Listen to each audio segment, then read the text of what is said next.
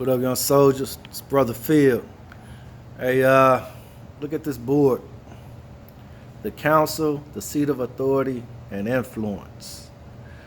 We're going to do a quick discussion this morning before Bible study on something I believe we're going to be discussing in regards to the times we're in, the seasons we're in.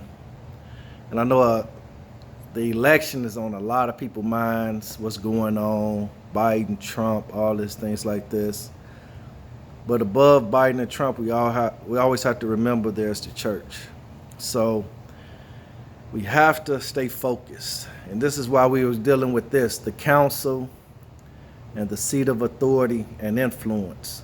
What we always have to remember is that if we look at the book of Esther, and the Lord was dealing with us this for a while, for the last 2 years, the book of Esther, is that in the book of Esther, the king was always being influenced by somebody in his decision making, right? Whether it been putting away his wife, whether it be Haman influencing him to go against the Jews, and then there was Esther, and Mordecai was able to also to influence the king to do certain things, right? So when we deal with influence, we deal with counsel, the word counsel.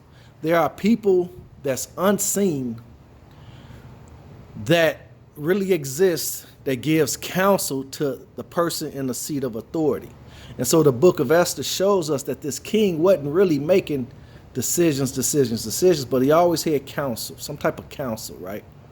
And so when we look at these elections, we always have to remember that. Don't put so much trust in a person, but remember that the seat of authority has control or influence over the environment it's in. And so if you get the right counsel with you, then the influence that counsel is giving you can impact the nation, right? And so we have to be careful of ungodly counsel. This is why the Lord tells us that in the book of Psalms, first Psalms, I believe, about ungodly counsel, right? But also,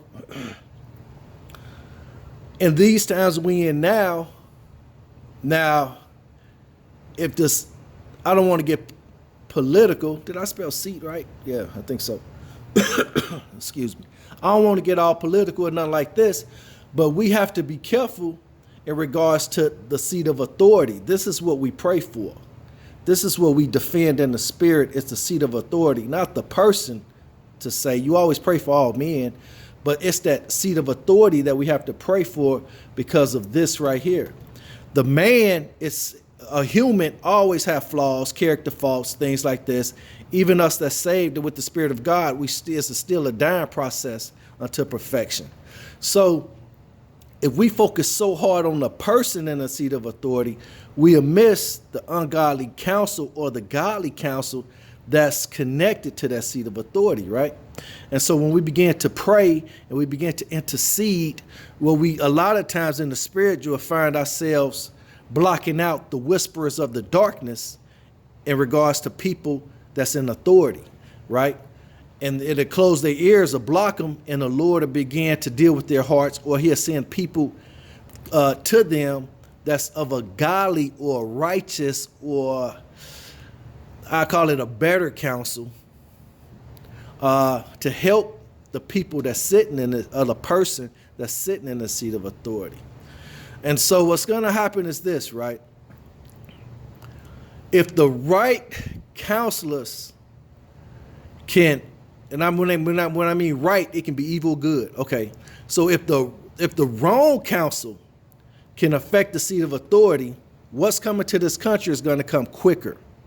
What the ungodly counsel, it's gonna affect this nation quicker. You know, so I'm gonna flip this thing around, and I'm just gonna talk to you. Sorry about have to show you the board, and I know it's all wobbly and all that. All right. So how do we flip it? Don't know. So